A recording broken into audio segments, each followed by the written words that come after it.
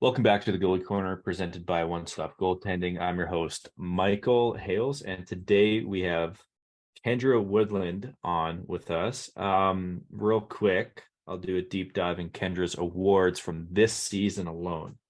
Kendra has won Teresa Humes Cup MVP, Teresa Humes Cup All-Star Team, Fizu, Fisu.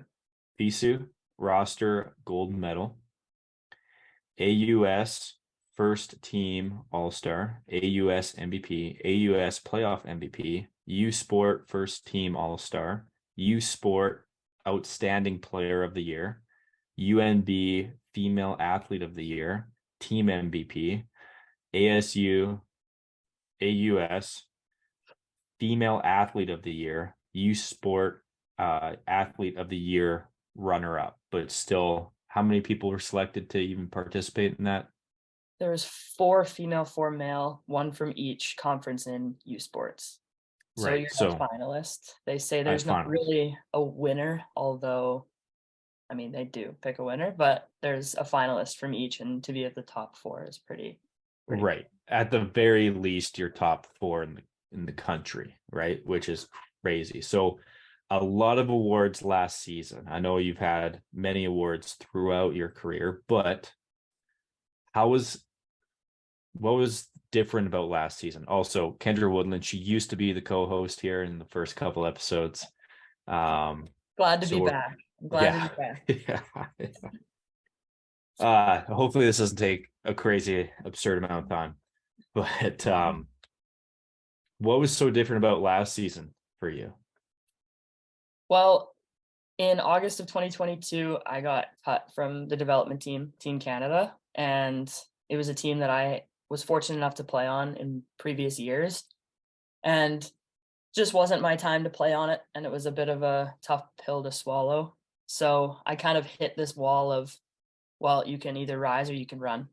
And I just decided to flick a switch, and instead of focusing on what I could accomplish, I wanted to focus on what my team could accomplish, especially with the season that we had previously, winning our first AUS title in just 3-4 seasons as the new era of team at UNB. And I just wanted to see where we could go with it, and what we could do and where I could lead the team. And it turned out that I actually came into my year last year and said to my coaches that I wanted to be thought of and a finalist for a community service award. And then I went along and won a bunch of individual ones, which was not the plan. And I think it just goes to show that if you don't really focus on yourself as much, just more what you want to bring to your team and where you want your team to go, and focus on basically being a team and moving as one, I think it goes a lot farther than focusing on what you can contribute just yourself. Yeah, it sounds like you came into the season with a little bit of a chip on your shoulder, but you turned it into you wanting to help the team success, right? The team wins, everybody looks good, Yeah. right? That's awesome. What initially going way back now, what initially sparked your interest in becoming a goalie? Well, I think we touched on this in our first or second episode of being a new co-host. Should have gone way back to So if you listen. want to like rewind and Yeah. but no, I think, well, I grew up with 2 older brothers who also played hockey, and I just wanted to be like them. I wanted to be better than them. I think I've just always grown up in a competitive household, and I just wanted to compete with them, even though, they're 5, 7 years older than me. And that always drove me to be the best that I could be in anything that I do, just to compete against them. So my oldest brother was a defenseman, Shane. He got me started basically. I started out as a player. I wasn't always a goalie. And I thought that being a player was all about scoring.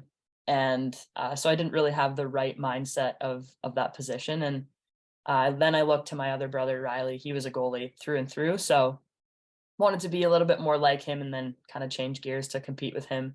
So I've been a goalie since I was 10, and made the switch probably halfway through my 9-year-old season, playing Adam development and Kamloops. And bought my first goalie mask halfway through the season, basically made that decision and just decided that I'd rather save pucks instead of try and put them in the net. And I guess it's worked out thus far. So Yeah, I'd say so.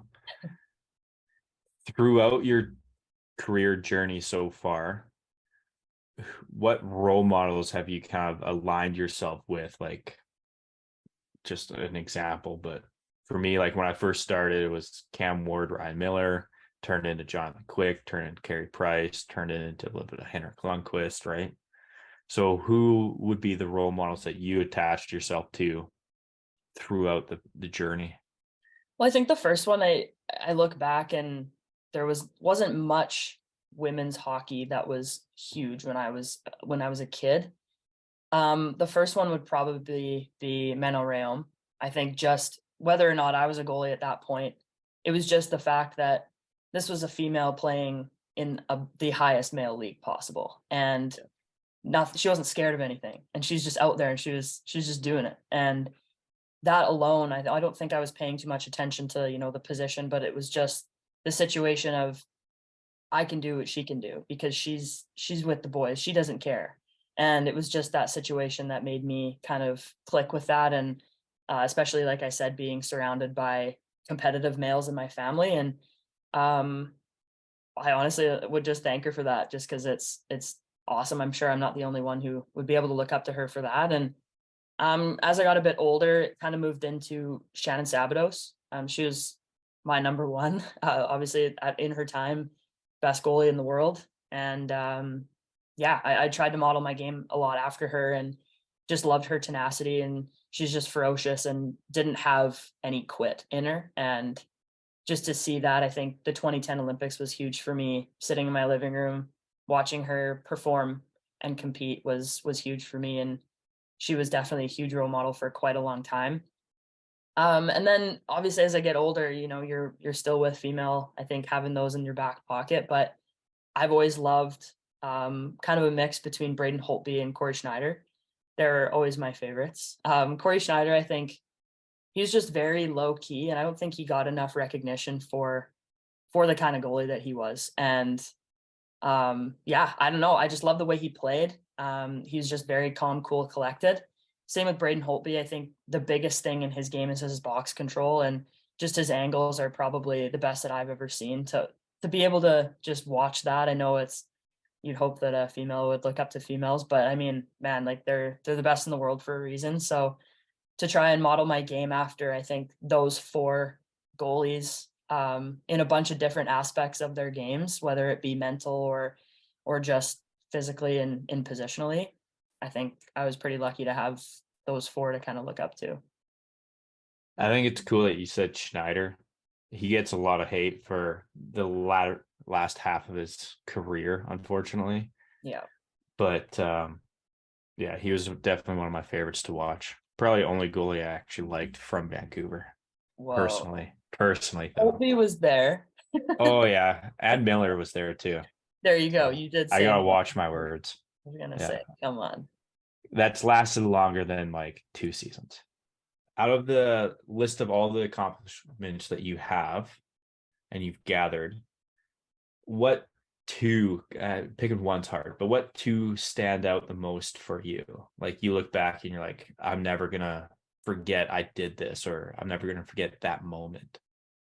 Um, I think I might have to pick three. I think one of That's them, fine. two of them Power of are mixed three. in, two of them are mixed into one. So the first one, honestly, achieving the U Sports Player of the Year this year.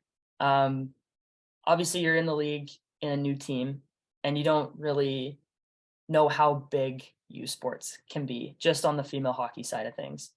And you watch high end players like Jade Downey Landry won it the year before last, and we were sitting in the audience watching her achieve this, and we got to play against her, and she's obviously for a reason one of the best in the country. And I look back at I think I was the fourth goalie to ever win it. So there's only three goalies before me, one of them being Kim St. Pierre. I don't think it was ever Oh, really real to me that I think that I could have achieved that. And I remember walking into my coach's office. She had called me and wanted to chat, and she told me about basically the first team all-star, and she said, "We actually won player of the year." And I just remember saying, "No, like Yeah. you're lying to me right now." Because, like I said, I wasn't really looking to do that this year. It wasn't a focus of mine, and I think it was just a massive testament to what our team could do and what our team and program could develop over such a short period of time. So yeah, that was definitely really, really cool, indescribable. Like the second one, I'm gonna say winning our AUS championship back to back years. It was quite interesting. Our first year, so last season that we won, we swept playoffs, which was quite a cool thing for us. We won AUS at our opponent at State FX. So I think that was really fun to, I think, win it on someone else's turf. But coming in this past season, we didn't go undefeated and we had a bit of adversity. And I think we needed that as a team and as a group. And me personally, I think I needed a bit of that adversity to kind of knock me down a few pegs just so we could just climb back up a little bit quicker. And we, I think, lost a couple of games against PEI in the second round, and it was interesting because we weren't scared at all. Like we lost a few, but it wasn't ever a doubt that we were going to win. And it was just like I said, we were knocked down a few pegs just so we could climb back up. And going into the final game, the final series, we lost the first one at home. And I remember I have a teammate, Marley Vanden Otelaar. She says, "Well, as we just lost because we get to win it at home now." And it was just like, interesting. But it wasn't easy, I'll say. We went back to St. FX for game 2 and we won 1-0. And it was a hard game. And yeah, I think it was set in the stars that, we were playing a final game of a 3-game series in a playoff final. Winner goes, well, I guess we both go to nationals, but winner gets to, go to nationals with a trophy. And again, not an easy game. It was double OT, and we ended up scoring a shorthanded goal, Lily George to Fred Sear, and put her in double OT in front of 1,700 people. And to bring out 1,700 people to a women's hockey university game in Fredericton, New Brunswick was just phenomenal. And I don't think I'll ever shut up about it, but it just shows the growth of women's sports in this country, and I think in the world. So it was just really cool to be a part of those. I know I rambled on, but it was just like, No, it's good. like A I lot of said. background, right? You shared why it's never going to be forgotten. Um, the winning goal was shorthanded in double OT. Yeah. So St. FX, they had a tough go. I think they were playing short. I think they were playing with 4D. But I mean, like, huge props to them. Like, they took us to double OT 3 games and they're playing with 4D. Like, it was just insane. But yeah, I think it was just a St. FX player, I think, shot it wide or something like that, and our forward just picked up the wall, and it was a 2-on-1. And yeah, Lily picked it up on the wall, drove the line on the wall, and all I saw from back in the other end was Fred, and she was beelining far post. And I was like, she's scoring. I just, in my head, I'm like, this is it right here.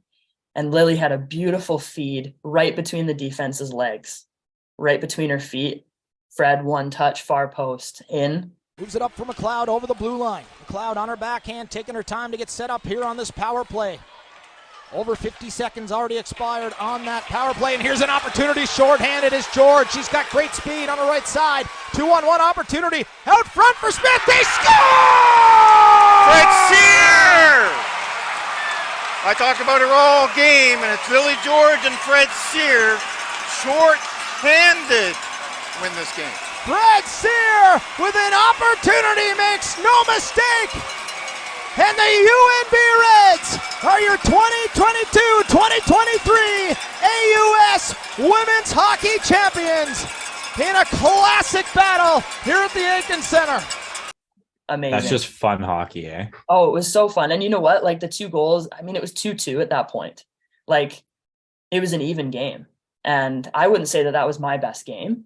Honestly, I'd be the first to admit that, but it was at that point, with the amount that we were playing in such a short period of time, I was kind of just trying whatever I could do to get the job done. And it hit a point where, okay, it's 2-2. I can't score. I can only do so much back here. So it's like someone's going to put the puck in the net. Someone's going to win. But just trying to stay in that moment it was phenomenal. It was so much fun. I'm pretty sure all the breakdowns that are going to be posted on YouTube every Saturday, if you want to go check those out, are from that game. Perfect. So if you want to hear Kendra Woodland break down about 5, maybe 6 clips, go check out the Stop Goaltending YouTube page, and you can hear all the emotion, her talking through everything here. Just as a little recap, last season, you had 17 games played, 1.1 goals against average, and a 96 save percentage, which is absurd. Like, I see why you won Player of the Year, right? It's not like, yeah, goalie did really well and was 2.2, right? No, you dominated. Thanks. Which is crazy because the year before, 16 games played, 1.6 goals against average. Drop that by half a goal. Yeah. Damn. It's a lot of work. A lot of work. So where do you go from here? Are you going to drop your 1.1 by half a goal again? I'm not even looking at that. I don't know. It's a lot of pressure, right? I've thought about that. Like, maybe I should just leave now. But something's keeping me with UNB. See you later. Yeah, right. You know what I mean? I think it would be really easy for me to say that season happened. That's where I'm leaving it. But yeah, I don't know. I'm not even looking at numbers. I think I'm really excited to see where this season could go. Like I said before, the new era, all these players are finally on their way out and graduating. So we've got 10 first years coming in next year. And I think it was just my calling that, I need to stick around and work on my leadership skills and basically teach them what it means to be a Red and what it means to be a part of the culture that we worked so hard to build over the last 5 seasons, and see where we could go with it, and just kind of be the grandma on the team for a little while. It'll be kind of fun. So yeah, Grandma Woodland. no. But in all serious, like you're going back to UNB this season, being a little bit more of the role model leader, like, let's be honest, probably the starter. Well, yes, the starter. After that, I'm assuming it's time to graduate. Yes, I'm starting my master's in September, finishing my undergrad by December. So I will be still doing school, I think, after this season, but finishing out school, still doing school, but wanted to basically play out all my years of eligibility while I could, and let kind of things play out in terms of a pro career for me. So Gotcha. What's the overhanging goal, right? When you started your journey, there was no female pro hockey. Now there is female pro hockey, right? So has your goal changed from when you first laced up the pads or strapped up the pads to now? no, I think my goal is the Olympics. I think a lot of female hockey players can say that they dream of that. That's what we see. That's what, all of the history of female hockey players in Canada have built for the future of female. It's always been Olympics, I think, and it always will be until, hopefully I am lucky enough to achieve that. But yeah, I mean, it's reassuring that, there are pro opportunities for females now. There's a lot more. Right. I think it's just kind of a difference between development or money. And I'm not really sure that I'll be playing for money per se, first hand, but I think like I said, it's reassuring that there are those opportunities. We don't have to, we have women's hockey. You have to go to school. You have to get your education, because you have to work after. Whether you play Yeah. hockey or not, you have to work after because you're not making enough money just playing hockey. And that's Yeah. just the reality of it, right? So it's just reassuring to see where these leagues are going and how they're being built, basically to accommodate those players to be like, well, you might not have to work right away. You could play hockey for a while and make some money so you can get your feet on the ground. And then once you're done, or maybe that dream's fizzled, you can move on and work with your degree. But I think Right. it's definitely come a long way. It's definitely reassuring. A little off topic, but kind of a hot point here in BC. The BCHL leaving Hockey Canada in general. Do you have any thoughts or insight on how that's going to play out? I don't know. I haven't kept up with it a whole bunch. I think I just kind of hear stuff through the grapevine and kind of what's been out there. But no, you know what? I think a good thing to come out of it would be, for example, like KIJHL moving into more of a junior A league. Me being out in New Brunswick, their junior A is like our junior B, right? Yeah. It's kind of that same caliber. So to see the KIJHL take that next step, it might not be such a bad thing for junior hockey in BC. It might basically move it up a level. It would really boost that competitive Yeah. level and that professionalism. I think that would be a really good thing to come out of it. Yeah, I think it's just an eye-opening thing in the sense of, okay, BC leaving Hockey Canada, I think strengthened all the other junior A's, right? AJ, Manitoba, Saskatchewan, all the way out to the Totally. east. For BC itself, we're just going to have a stronger foundation of junior B programs, junior A programs, whatever the junior A programs are going to be. Totally. I think it's just going to go through growing pains. Mm-hmm. Right. So yeah, for sure. Last question. Okay. And everything circles back to the crazy amount of success you had last season and going into next season. This off season, how are you treating it any differently, if at all, to get ready for this upcoming season? Are you more relaxed because that confidence is built up and you know what you need to do? Are you trying to go harder? Are you going to try to anything? Yeah, I think that's a great question. I wouldn't, in my own head, I'm not changing anything. I think if it's not broken, don't fix it, right? Clearly it's not broken. But I mean, like, you're still going to the gym, you're still, doing your on ice sessions, your scrimmages, your goalie ice, stuff like that. I think sticking with what works is the most important thing. I think I just do the same amount of work. Obviously you kind of, where you're at the end of the season, you take a bit of time off and then you can kind of reassess with where you're at and get Do you see the flashes on my screen? yeah, what is that? I don't know. I think it's gone though. Sorry. No, it's okay. Hopefully you'll be able to edit that. We'll just keep it in. Can you see the flashes on my screen right now? It's the true colors coming out. Yeah. But yeah, no, I think just keeping it the same. You know where you're at near the end of the season. You just kind of get back into the gym after a bit of time off after the year and do a little bit of self-assessment and just kind of get back into stuff the way that you would. And I'm lucky that I have a trainer that I can work with that can kind of hold me accountable to that, and I can bounce different ideas and stuff off of so that I can make sure that I'm getting what I need. Same with on ice. I'm really lucky to have that on more platforms than one, working with people in town, out of town, stuff like that. So I'm able to get what I need and be the best that I can be ultimately. Awesome. And then any advice for the younger generation coming up? Honestly, I just say enjoy it. I think it's very simple. People say, have fun. Just enjoy it. I think it goes by really quick.